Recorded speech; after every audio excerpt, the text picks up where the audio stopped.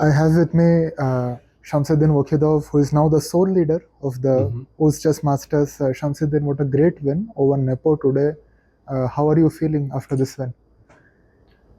qanaqa his qilyapsiz o'zingizni Nepomnishyni yutgandan keyin deyaptilar. Juda ham yaxshi his qilyapman.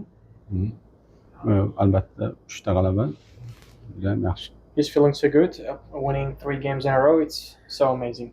Yeah, I'm sure it is, and it felt from the opening itself today Nepo took like not so much time. He was playing quite quickly. And did you think from the opening you got a good position? Debutda Nepomnish juda ham tez o'ynashni boshladi.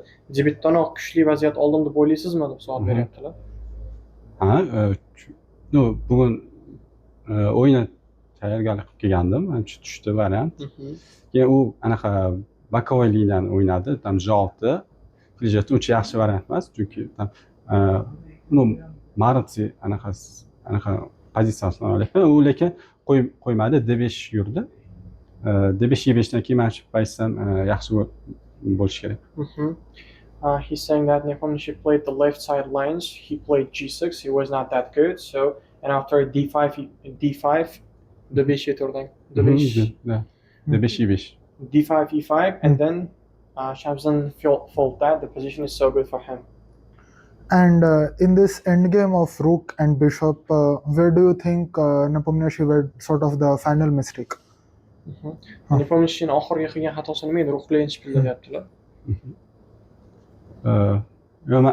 Menimcha men chiqarib yubordim anaqada.